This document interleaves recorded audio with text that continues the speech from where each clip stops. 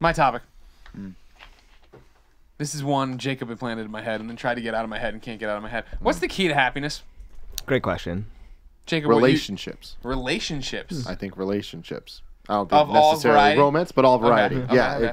it's talking, it's communicating with others, and the relationship you have with yourself, which sounds deeper than I mean it, but just like kind of like understanding who you are, and then understanding, and I think you understand who you are through others, and then once you become who you want to be, then surrounding yourself with people that challenge that to keep being someone different. And like just better, you know? You're talking about like progression. Yeah, and I think that it's the motion of progression that is what happiness is.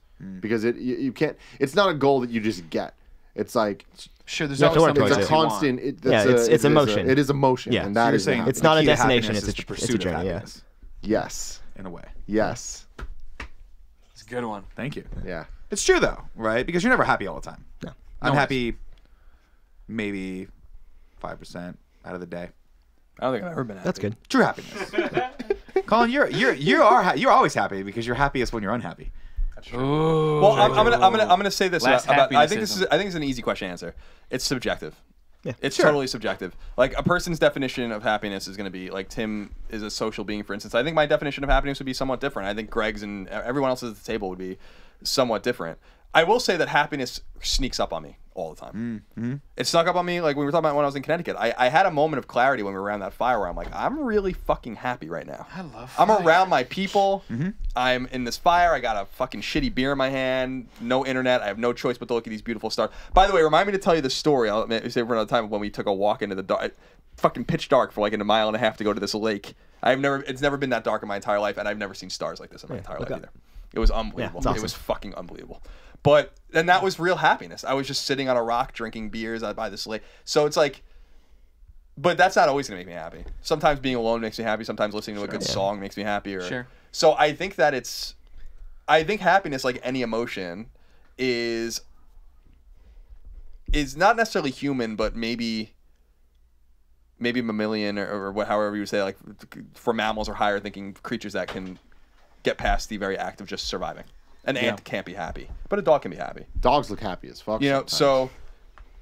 But Portillo isn't Sometimes they don't. self-aware either. So his condition of happiness is based on very simple things that wouldn't make us happy. Yet his food makes him happy. Food makes me happy. Food used to make Greg happy. So it was one of those things where You're the one eating salads every day. no, we don't talk about that. So, I think I just think happiness is just this thing that I do also believe that happiness is fleeting, always. Well, it's because happy. it's an emotion. It's endorphins, right? Like you know the chemical makeup of it or what's going to happen. So I think like the thing is for happiness, like it's knowing yourself and what you want, I guess, right? In that moment, in that thing, right? Like I remember like when events come around or meeting or like parties or whatever, and you don't want to go to them, but then you get dragged to going to them, you don't have a good time because you know you wouldn't have good. It's not being afraid to say you don't want to go do that, right? Because you don't want to go do that. What do you really want to do in that moment? You know? What I mean? So maybe it's not necessarily the key to happiness because everyone is made happy by different things. So maybe it's more or less maybe tools for people to use to maybe find that because there are certain mindsets you need to get into, I think, in order to be happy. So, I mean, the way that I think, kind of what I discovered through just what I've done is I think there's a couple of things that are really important. The first one is to be a selfish son of a bitch, which let me. No, you're not going to get there. This has been the GameOverGreggy show. Trying to get any argument from us. Just to break it down, that's kind of a weird way of putting it, but it's just to pursue what you want. You have to know what you want. And you have to yourself. go. Yeah, you have to go after and get it. Exactly. Like an example of you guys is you worked at IGN and you were good there. You had a good career, but you knew that you wanted to do something else. So you could have stayed at IGN, but you decided to do the selfish thing and pursue your own business and do your own thing. And I think pretty much anyone would agree that. People that are part of the community anyways would say that this was a good move, like it helped them out. I'm sure people really like watching what you do here because you get to do it the way that you want to do it instead of doing it the way with under restraints, I guess. Sure. But With a boss, and I just feel like being selfish, it gets a really negative connotation, but I feel like if you have like a good moral compass, like a functioning moral compass, it's really not that bad. If you're not going out of your way to step on other people to go what you want to do, it's fine. Just find out what you want, pursue it, and it might be different for other people, but just know that, I mean, I just feel like in countries like America, Great Britain, Australia, et cetera, is we have the opportunity to do it. So you should just do it. I mean, it's pretty very, easy. Ayn Randy. I was gonna say it sounds very objectivist. Yeah. Oh, but with I don't know if you like Ayn Rand or know her. Objectivism. I'll look up the exact definition for you, but it's not quite there because like her This is what whole, we have, Colin, don't put yourself out. This is what we have Kevin over there for, sweating. I just want to Kevin, make sure. Type Can away, you look Kevin. up objectivism for us? No, I got it right now. It's fine. He just shook his head at me no anyway, so it's not like it's. He's being selfish. He's a selfish son he of a doesn't bitch. wanna You do that. wouldn't have He's made not him gonna do happy it. to look But that no, up. I but understand. I respect What's funny it. is he What zones respect- out over there. I give him something to do. What makes him happy is his stupid Google Watch. Couldn't even say, "Hey Google, define objectivism." It is excessive. So here it says objectivism's central tenets are that reality exists independently of consciousness, that human beings have direct contact with reality through sense perception, that one can attain objective knowledge from perception through the process of concept formation and inductive logic, that the proper moral purpose of one's life is the pursuit of one's own happiness, that the only social system consistent with the morality is one that displays full respect for individual rights embodied in laissez-faire capitalism, and that the role of art in human life is to transform humans' metaphysical ideas by selective reproduction of reality into a physical form. That sounds exactly like what Yeah, you just that's said. what I said. I mean, Yeah. it kind of Did you is. just quote me? I mean, it's just, but it's not quite as. I think you, if you had Cold. come up with that, I don't think you have to worry about money for travel. No. It's not quite as cold as what she was saying. But her whole thing is like humans exist to make themselves happy, not to make others happy. But that his whole thing is not that, because it's like you exist to make yourself happy, but that does make other people happy. but And I mean, it's- that's how I try to live my life. Yeah, and I some- feel like when I'm happy and I'm around people, it makes them happier too. Yeah, and some people, that's what they want to do. Like they want to create a charity so they can help people, or they want to have kids so they can like raise a kid and make that kid happy. Like everyone has different things that they want, and it's just kind of up to you to figure that out. Well, yeah, but also let's take a step back, because what you're talking about, those two examples that you just used, one could argue that you're creating a charity to help other people because that makes you happy. Exactly. That would be an Ayn Rand argument. That's what I Seeing said. those people not dying on the streets makes you happy, right? And so everyone always talks about that being selfish and how it's, you get a lot of shit for that when you bring that word up in a negative context, but it's not a negative thing. No. The world is where it's at right now, and we have all of these amazing technology, and we have an amazing way of life here in this country because of selfishness, because it's driven by capitalism, and capitalism is a very selfish thing. It's, I want to create something to gain something because for one reason or the other that makes me happy. And it's not, I hear this all the time as a person who doesn't want to have kids. People go, well, that's really selfish. It's really selfish of you not to want to have kids, because you ought to bring another life form onto this planet so that you can raise it and help progress humanity. But what I see is I see a lot of people having children because they want to see a reflection of themselves in a smaller being and have something to carry on that little portion of themselves forever, right? In some degree, it's sort of a little bit of immortality, or it's just they derive some sort of pleasure from it. So that in and of itself is selfish. Both. I'm not saying that not having kids isn't, right? It's very selfish. If you have kids, you have to do it for the right reasons. Well, but even the right reasons are selfish. Even those subjective, right yeah. reasons are to make you happy and to enrich your life with a child. So don't get me wrong. I mean, don't mince any bones about it. When I see, a parent that has twins at a Starbucks and she's not paying attention to those kids and she's drinking her latte, there's a fair amount of selfish nature that goes into that. Now, I'm sure she shows the kids love eventually when she chooses to. Eventually. No, when she chooses That's to. good enough, yeah. When she chooses Eventually, to interact with her child or whatever. And I'm using this as a hypothetical. I haven't seen this, since last Saturday. But yeah, I don't think that's wrong, and I think you're absolutely right as far as happiness is, because at a certain point there's the you have to do what's right for you, and it's especially the same in relationships. If you're not doing what's right for you and what's good for you in a relationship, well, inevitably what you're doing is you're basically living for that other person, and you're headed toward It's not disaster. good. If you're trying to make other people happy all the time and depriving yourself of happiness, you're not going to be happy. And by doing that's so, you're just- going to make the that other is person just setting miserable. yourself up for so much failure, and you're just it's game over, kid. And we saw it a lot with our parents' generation, especially because I feel like, especially with my mother specifically, she gave up a lot to raise two kids, and I think that she goes back, and it's not a regret, I don't think, but I think she would have liked to have had a career, and I think she would have liked to have taken a little more time for herself over the years. And I'm not hypothesizing about that. I've talked to her about this, right? She's like, I love you guys, I love the kids. You guys were assholes when you were kids, because my brother and I were assholes. Yep. But you were great. You were fine. You didn't break any major laws.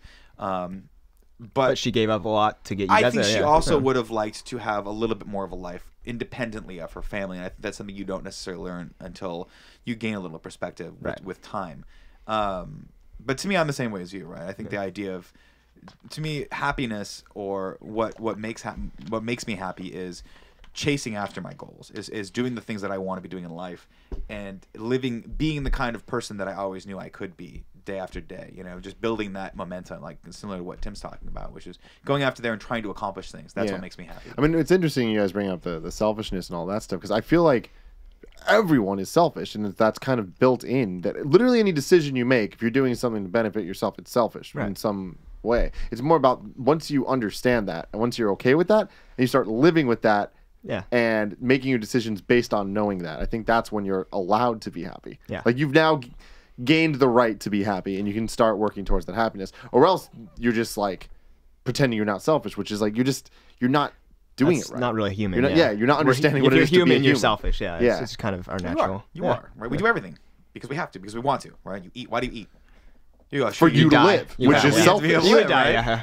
So right, and there's Sorry, also point. that argument if you're going to go too far down the objectivist hole, which I don't know if we want to right now or not, Colin. But there's the argument. I'm always down for it. All right. Take us. You know, there is that argument to take the charity, right? Where people are like, no, you start a charity to help other people because it's selfless. But can it be selfless? If it were selfless, you would be. Argument. I don't think it one would have to be miserable. There Like, are, I mean, miserable. there are examples of selfless people. Mother Teresa, Gandhi, like that's why we respect these people. Like on some level, didn't you Obama. think Mother Teresa derived an insane amount of fulfillment from helping other people? No, I really think she was so super pious. And I think that like was one of the things that doesn't. Yeah, she wasn't doing it to update her like status No, or I don't anything. mean Like that. on her I just mean Facebook that, status, like, oh, I'm helping all these people right now. When you go out Look at me. into the poor and you help bring those people just a little bit better of a life. Isn't there something that you take a step back Inside and go, feels I good. accomplished You feel this. good I that feel you- good. I'm going to keep doing this because this is awesome. Yeah, right? for sure. And that's the whole. No, I agree with that, and I think that's the argument. It's just that there's not that many people like that, because her argument, Ayn Rand's argument for me would be for charity to be like, you're helping someone, but it makes you feel good that you're helping someone. Yeah. So there's always like, and you do want credit for that. If you're helping someone, you should probably get credit for that. I mean, the thing about laissez-faire and capitalism, and especially just laissez-faire generally, is that Define laissez-faire. Laissez-faire. Laissez-faire was an old like mercantile term that had to do with like hands off. So like a system that works itself with very little outside involvement in control. So laissez-faire capitalism is like hands-off capitalism, like live and let live capitalism kind of. And it's not a term we really use anymore because laissez-faire systems don't really exist anymore. For instance, there's a stock market with a bunch of controls on it, right? Like after 1929, although not enough to stop it from happening again. But capitalism is inherently selfish because what's lost on a lot of people with capitalism, and why I think it's somewhat of a beautiful system in the sense that it gives us. Let me back up. Capitalism is a system, is the most perfect system for economics that exists, yet it is not perfect itself because it creates a bunch of new goods. Capitalism has given us everything in this room, everything. The camera, the light, the TV, the soundboard, the microphone, Kevin, Superman. Like, Superman was created to make money. That camera was created to make money. This microphone was created to make money. Kevin was created to make money. The fan. Like, so nothing. And that's, I actually got into an argument recently because something really terrible happened recently. And it's terrible in quotes because, I mean, it's based on how you look at it, where a hedge fund acquired this HIV drug and then jacked up the price 5,500% because they need to make money on it. And my argument is like, Went this from is like $76 a pill to like $750 or something. yeah, like something. That. I mean, maybe even more than that. Yeah. And the argument was, and I'm kind of in the middle of this because I'm like, this is a tough one, right? This is a tough one. That HIV pill probably cost $5, $10, $15 billion to make. Right? To research and develop. Right. Yeah. R&D. I know I actually got into an interesting conversation with my friend Kevin, who's been on the show. He's on NHL 94. Not that Kevin. Who's on NHL 94. 2015. Juke Mania, exactly. And his wife, who we went to Northeastern with, is a pharmacist. And I was talking to her about something interesting I was reading about with Bernie Sanders and universal health care, and this thing is true, where they say the United States not only makes a great deal of, like, American pharmaceutical companies in a capitalist system make a lot of the medicine that we use around the world, but that we also subsidize the cost of everyone else's medicine by paying more for it.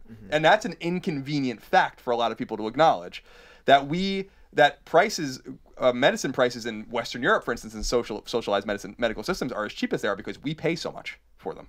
So there's this. Oh, so we offset the research and development costs. Exactly. And then by the time it gets over there, they're like, we can sell it for much less. Something like we have 4.4% of the population of the world. We pay 40% of the world's costs for health for medicine, and most of the profit from the pharmaceutical companies comes from Americans. So this argument about like whether it's right or wrong is a tough one because the medicine wouldn't exist if there was no profit motivation to make it in the first place. Just like Superman wouldn't exist if there was no profit motivation to create him.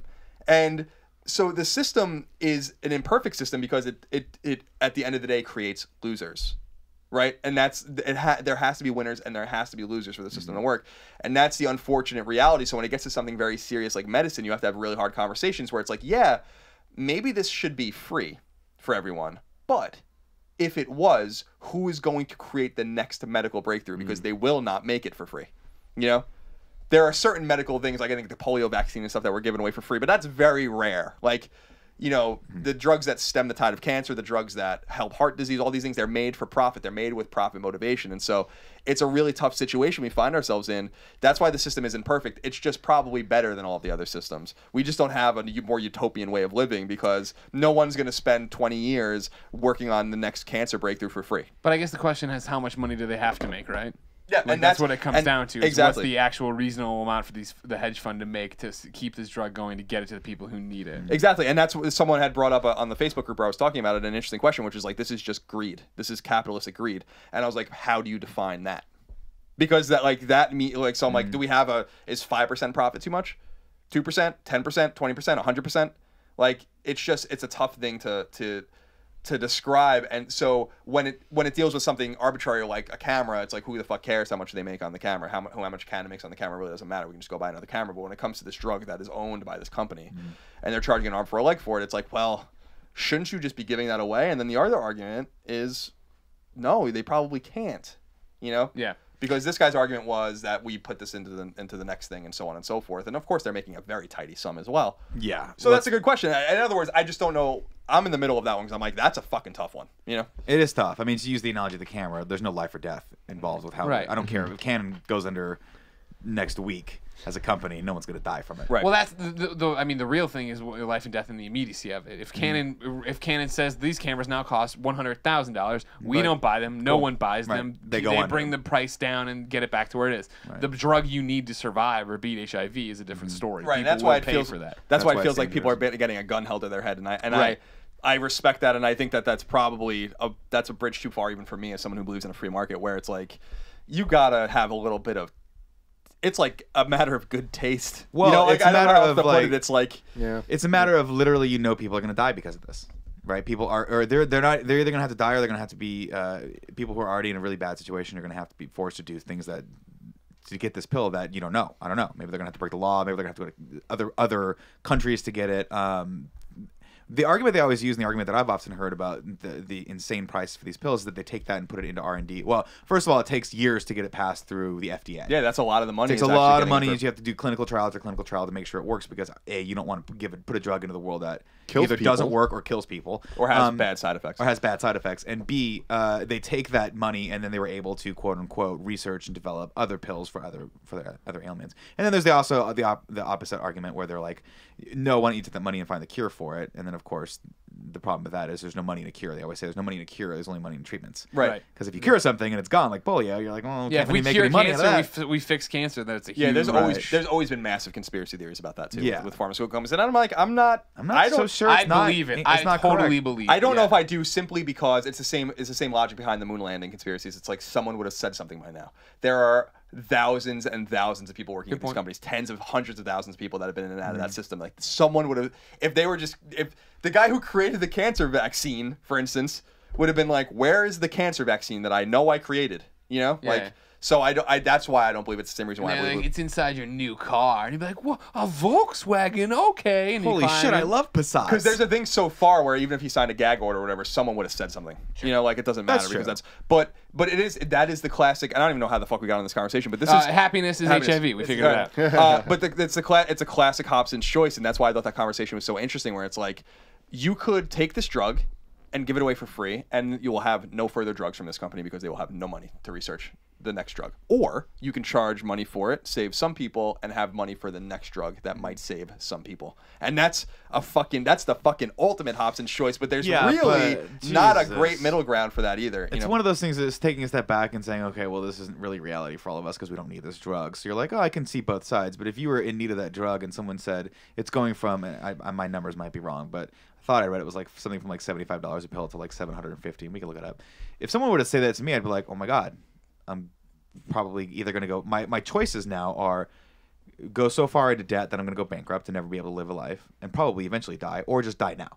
Like, there's just nothing that's going to happen. That is a special kind of evil. And I don't necessarily believe in evil. I believe that men are capable of doing both good and evil at the same time. But that is, to me, immediately makes my brain think there's a bunch of really fucked up people sitting around a table and just scheming. You know what I mean? Scheming about how much do we really think we can get out of these poor people that are dying of HIV. There's no doubt about it. And the problem is, because I got this information from a PBS article on Market Watch, where they were talking about not only the pharmaceutical companies in the United States, but the American military, and we'll get into that in a minute. Where people we will well about Pursue the happiness. about why that is, because it's just an interesting corollary to this, where he was saying that the author was basically saying, like, it's just like Western European socialized countries buy medicine in mass quantities because they're buying them as a system, so they can drive the price down. It's just like why something on Amazon is cheaper than it is at a supermarket, right? But we have all of these different apparatuses that have no interest in keeping costs down, so they're the ones inflating the system. So it's not necessarily a positive thing that we're actually filling the coffers of these pharmaceutical companies at the sake of Western Europe's cheap medicine. The idea would be that we would all drive the costs down, but it doesn't drive the cost of research down. So the money would still need to be made. It's a fucking terrible situation. That's the only point I'm trying to make, is I'm not defending the system. I'm just saying this system exists for a reason, and you might not like the alternative, you know, better than what it is right now. And I bring up the military only because they were saying the United States, everyone always criticizes the United States for spending so much on the military, except for that makes everyone else not have to spend so much on the military.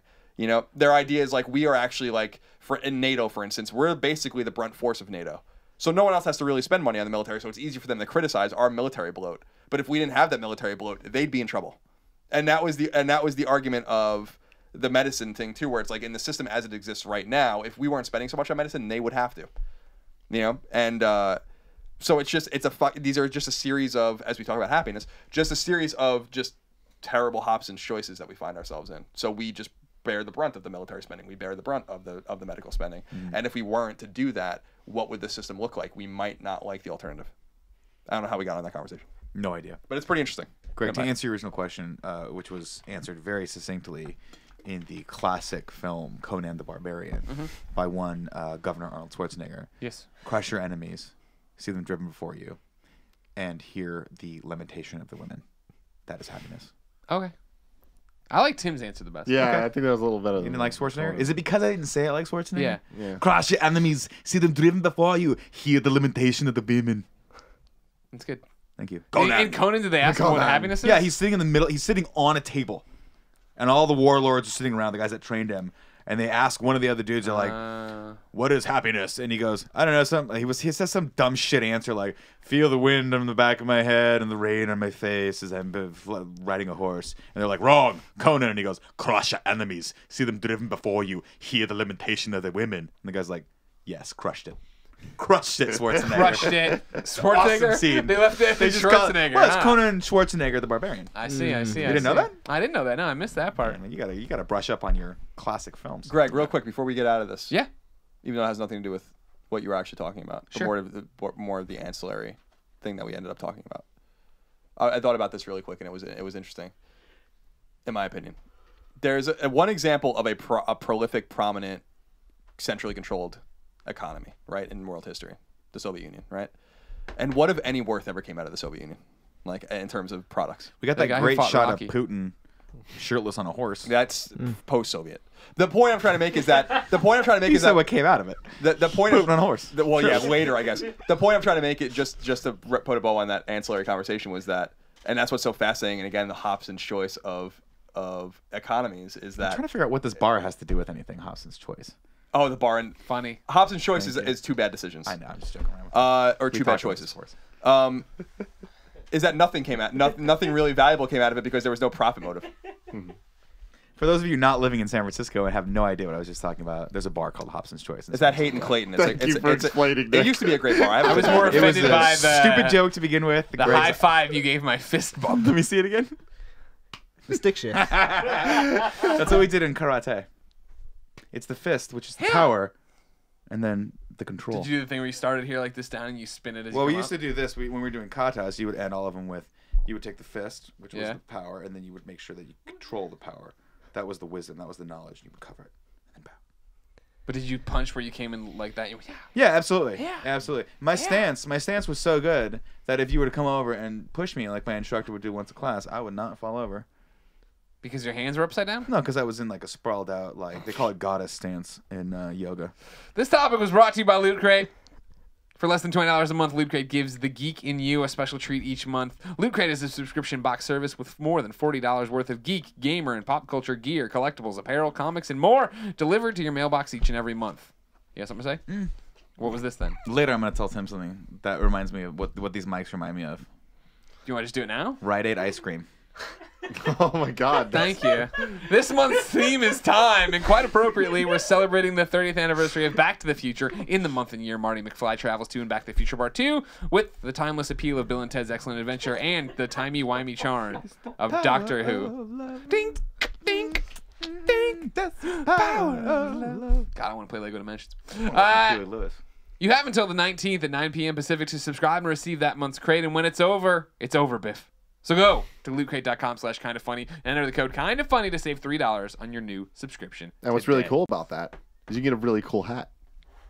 You could have if you got it from last September. What does the hat look like? I don't know if I've ever seen the hat before. What's the hat look like? This guy? Oh, I thought you were going to describe it. Yeah, That would be no, like it's a Pikachu hat. so like we weren't It's going from to Loot reference. Crate. We weren't going to reference it. I know, until but the then very Nick end. already like made a this. reference, so I was like, "This is a natural integration." I didn't hear him make the reference. What did he say? Oh my. He I block out most he of what talked he about says. my hat at some point. Okay.